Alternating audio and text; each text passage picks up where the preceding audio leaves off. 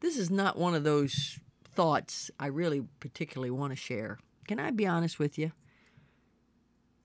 This is one of those thoughts that really hurts me to share it because I hate to admit that I cause uh, pain to my husband. But you know, your behavior does affect your mate. And how many times have I said or did something and I saw my husband wince? Now, he's a very kind man and he doesn't tell me all the time when I hurt his feelings. There are times when he has told me, and I'm glad he told me, and I want him to tell me because I'm human and I say things I shouldn't say and I do things I shouldn't do. But can I tell you, there are times when he doesn't tell me, and when I see him wince, I say, oh, that one hurt him. You know, the Bible says in Romans 12:15, rejoice with them that do rejoice and weep with them that weep. So it should hurt me when I see him wince or realize that I have hurt him. And I should be more aware of my behavior and how it affects my mate.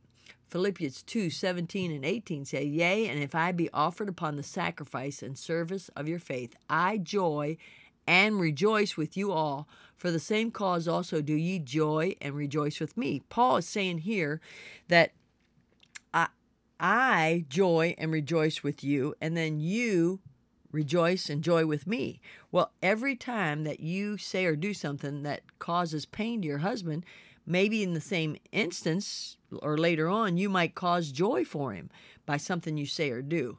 But we have got to learn boundaries in our marriage. Boundaries and principles keep us from saying and doing things that we shouldn't when we're with our mate. Take, for instance, we should never feel like we can put down our mate to another person. Now, that means out loud. And maybe even it means using our body language, like throwing your eyes up. I remember one time I was with somebody, and she said, you might as well tell me what to do because my husband will never remember. And I thought, well, who do you think you are? you know? And then another time I was with somebody, and she just, when he said something, she threw her eyes. And I thought, you know what? You just affected your husband by saying that. Now, can I tell you, that should be a principle. That should be one of the boundaries that you've set in your marriage, that you would never put each other down.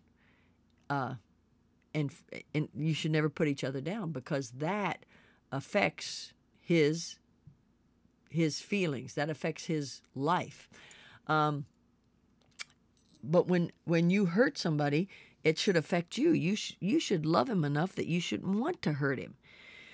Also, another boundary that perhaps you could set in your marriage, okay, number one is don't say bad things to each other. Number two is try to make your mind only think good thoughts about your mate. Can I tell you that I have to, on purpose, not magnify my husband's weaknesses? Because we are opposites, polar opposites.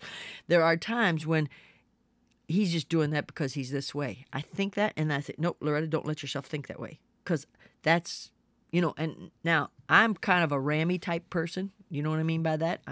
I try to fit square pegs in round holes. I'm not as careful as my husband.